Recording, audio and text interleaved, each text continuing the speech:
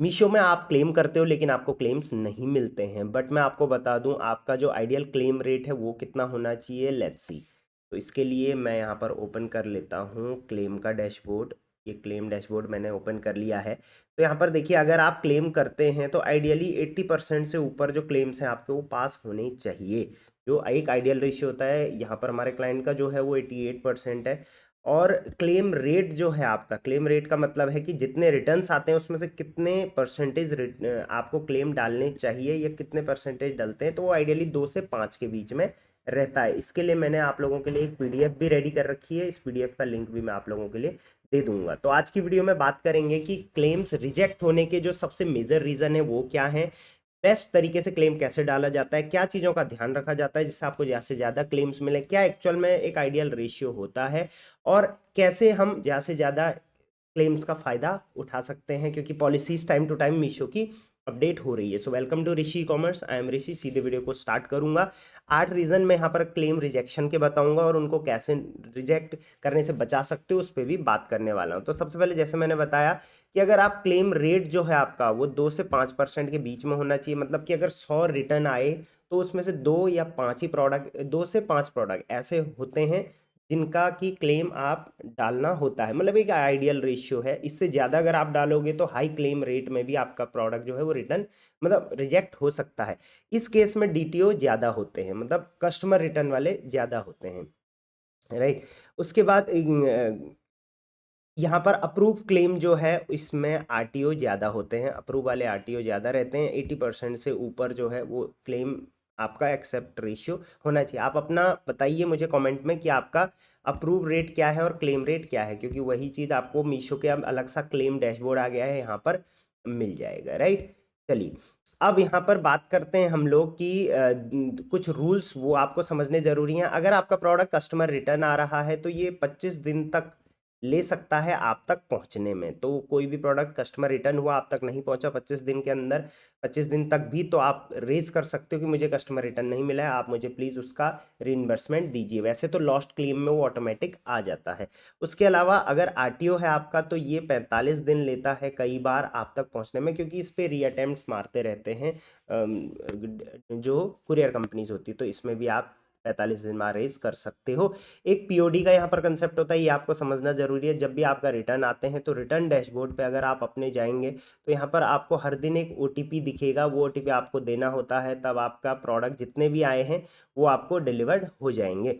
उसमें जैसे ही आप साइन करते हो, एक एक ऑफलाइन पीओडी होती है, एक ऑनलाइन पीओडी होती है। तो मैक्सिमम टाइम अभी ऑनलाइन पीओडी चल रही, प्रूफ ऑफ डिलीवरी हम इसको बोलते हैं।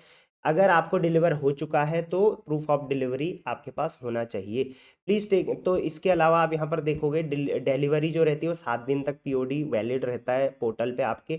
एक्सप्रेस भी इज़ 90 डेज एंड शेडोफैक्स 180 डेज। तो ये आपको कहाँ पे मिलेगा, आप रिटर्न पे आएंगे, रिटर्न पे आने के बाद यहाँ पर आपको रिटर्न ट्रैकिंग पे आएंगे। यहाँ पर आप डिलीवर्ड ऑर्डर पे देखोगे तो यहाँ पर आप देखोगे जहाँ जहाँ भी यहाँ पे डबल टिक दे रखा है ये ओटीपी वेरीफाइड है, इनमें आपको यहाँ पर डाउनलोड ओटीपी का ऑप्शन आप देख सकते हैं राइट साइड में। ये देखिए download POD, sorry, download POD का ऑप्शन आ गया है। तो प्रूफ ऑफ डिलीवरी आप यहाँ से डाउनलोड कर सकते हैं।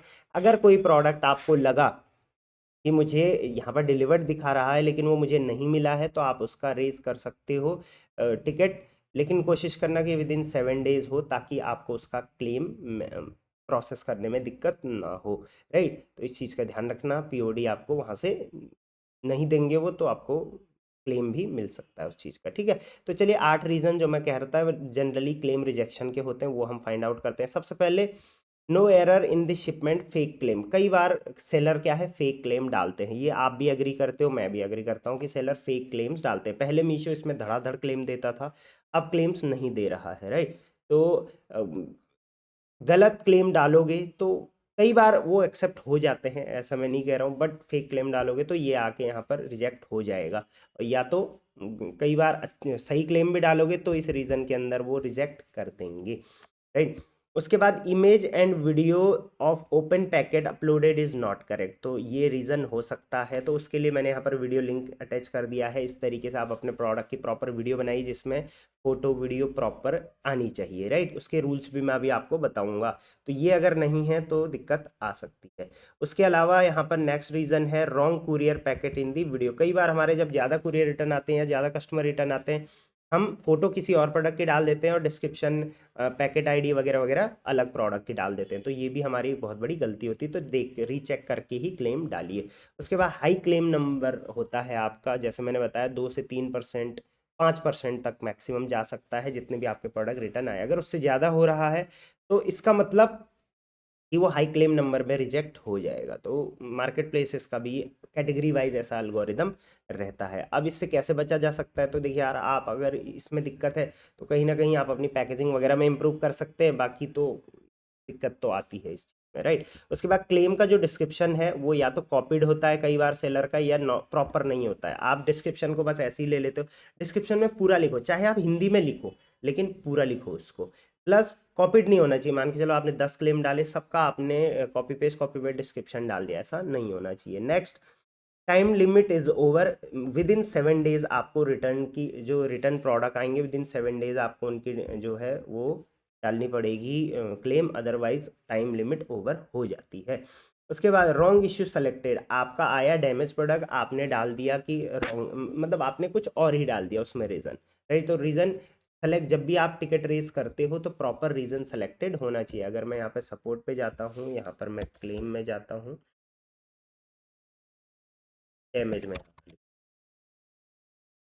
ठीक है। तो यहाँ पर अगर आप कोई भी यहाँ पर जैसे रेजर टिकट पर क्लिक करूँगा तो यहाँ पर जो भी रीज़न है वो आपको प्रॉपर सेलेक्ट करना है, जैसा है वैसा ही करना है, अदरवाइज यहाँ पर दिक्कत आपको आ जाएगी, वो रॉन्ग इश्यू सेलेक्टेड में आ जाएगा। उसके बाद प्रोडक्ट की डिटेल्स प्रॉपर नहीं है, राइट। प्रोडक्ट में जैसे यहाँ पर मैं आपको दिखाता हूँ details, that means image of the product जो रिसीव हुआ है, इमेज उसकी जो डिटेल्स हैं वो प्रॉपर नहीं है। रिवर्स वे बिल जो आपका कुरियर पार्टनर है वो आपके प्रोडक्ट के ऊपर लगाता है, उसकी फ़ोटो सही नहीं है, अनपैकिंग वीडियो सही नहीं है, तो ये सारी डिटेल्स प्रॉपर नहीं है, इस वजह से भी जो है वो रिजेक्ट आपका हो जाएगा क्लेम, राइट। अब यहाँ पर कुछ रूल्स एंड रेगुलेशन है, इनको मैं फटाफट आपको समझा देता हूँ। सबसे पहले, all side of the packaging package should be clearly visible in the video, this side must be stretch and expanded with in the frame. तो फ्रेम में सारी चीज़ें प्रॉपर आना चाहिए। जो लेबल है वो क्लियरली विजिबल होना चाहिए, उसमें बारकोड दिखना चाहिए proper, AWB number, order ID वगैरह सारा दिखना चाहिए। बारकोडेड शिपमेंट के लिए पैकेट आईडी प्रॉपर दिखना चाहिए। उसके बाद पैकेट जो होगा वो प्रॉपर वीडियो में ही खुला होना चाहिए, ऐसा नहीं कि पहले से आपने खोल रखा है, राइट। तो सारे प्रोडक्ट आप वीडियो के अंदर ही खोलिए। तो वीडियो रिकॉर्ड कंटिन्यू में होना चाहिए, उसमें एडिट या पॉजेज नहीं होना चाहिए।